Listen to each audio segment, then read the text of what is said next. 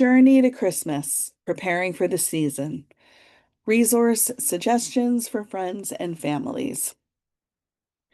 Hello, I'm Melinda Wenner Bradley. I serve as the Director of Communication and Training for Faith and Play Stories and am a Godly Play trainer. I'm going to walk us through these slides that were part of a workshop earlier but have been updated for this year.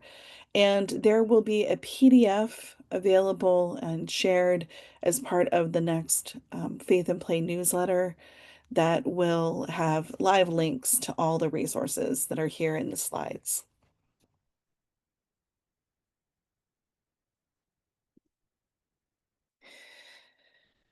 Advent is not typically something that friends use or celebrate as a liturgical season the way other churches do.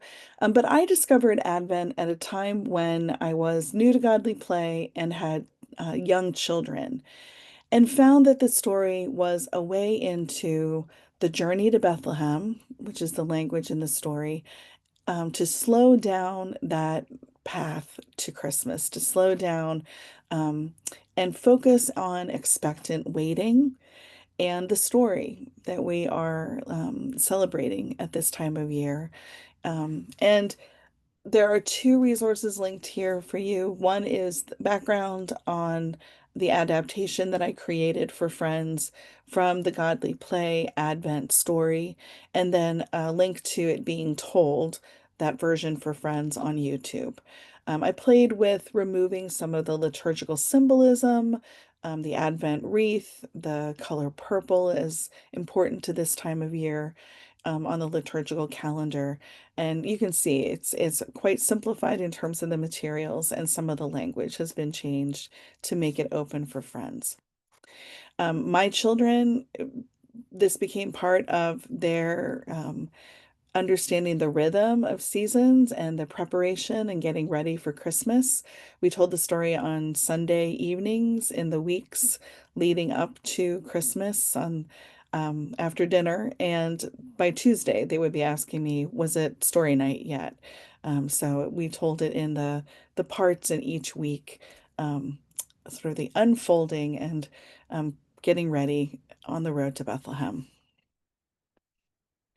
Here are a couple of pictures from other meetings and other places where friends have made these materials and are using this story either in their meeting or at home. And on the left is a picture of some other nativity materials. At my meeting, we tell the story, the Advent story, as one whole story. We don't do it week by week, but as one nativity story right before Christmas at our all ages together intergenerational worship. And then we have available for the children or anyone um, materials that are other people's nativity sets that are made out of wood or other materials that you can handle. And the children will work with those materials in the silence of our waiting worship, continuing to think about the imagery and the story. Another Godly Play resource to help tell the story of Christmas and the Nativity is the Children's Liturgy for Christmas Eve. And this can be used as a way to do a pageant where the younger children don't need to have to say anything or memorize lines. They are dressed up to create the picture of the Nativity. Um, in our meeting, our middle schoolers and high schoolers, who you see pictured standing with candles on the facing bench, would read the parts of the story that Godly Play has scripted. And it's a very beautiful version of the story in parts that then between each part they're singing. And that's when the whole meeting can participate. So it's a wonderful opportunity for all ages together to participate. We did it before our Christmas dinner many years. And you can change what the hymns are or what the songs are, but there are songs woven through, suggestions woven through with the reading and the children making that picture. A couple other Godly Place stories that I just wanted to lift up as possible ways to again help prepare on the road to Bethlehem, to think about the parts of the story that we might focus in on the prophets who pointed the way to Bethlehem, looking at the prophet story in Godly Play, or the story Mary, Mother of Jesus. And those are the materials on the right for that story. Um, Maybe as part of a religious education program, maybe going a little deeper with a youth group, or maybe as a program for adults to gather around and wonder about either of those stories together. Reverse Advent is an idea that I borrowed from an Episcopalian resource, the Building Faith website from Virginia Theological Seminary, and the name of the person who created the original resources down there on the bottom of the right side.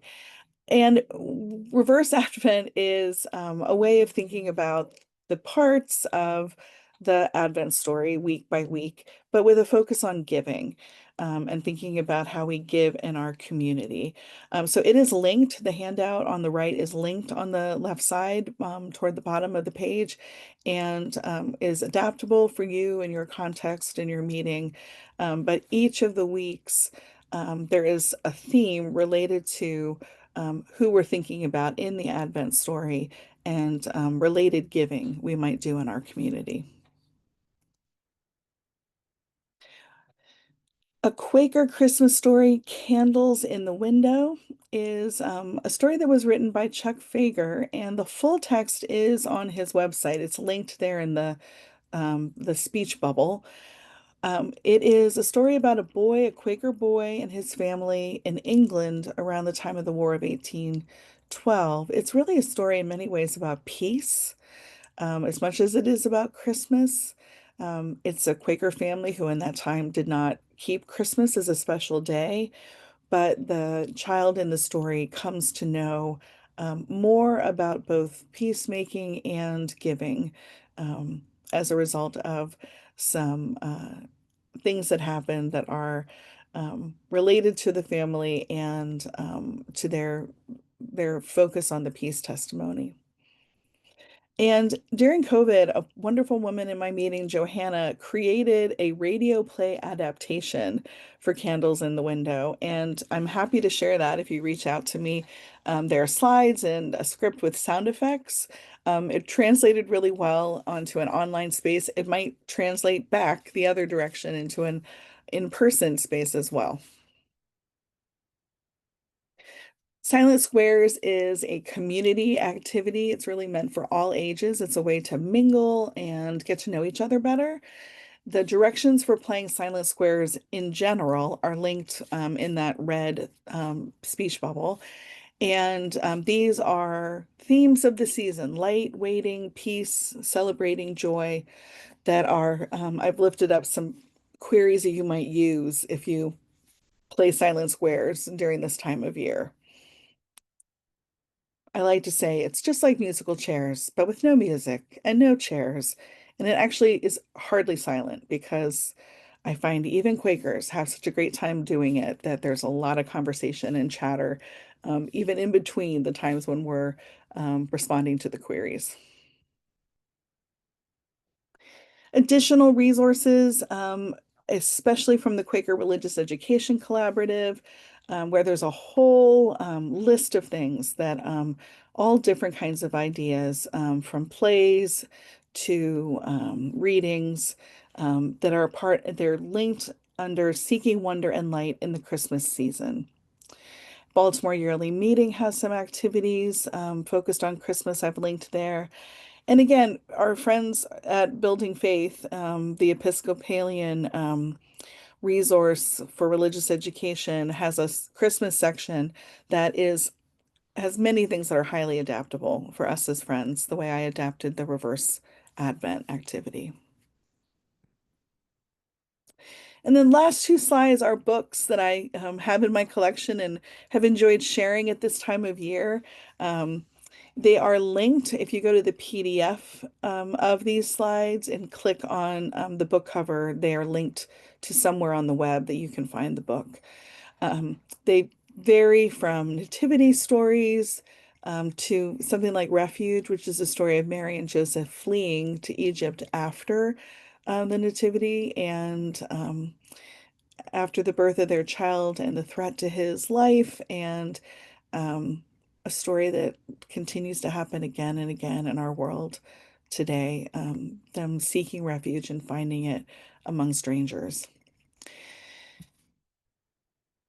Again, a couple more nativity stories. What a Morning is really a book that has sheet music on the pages.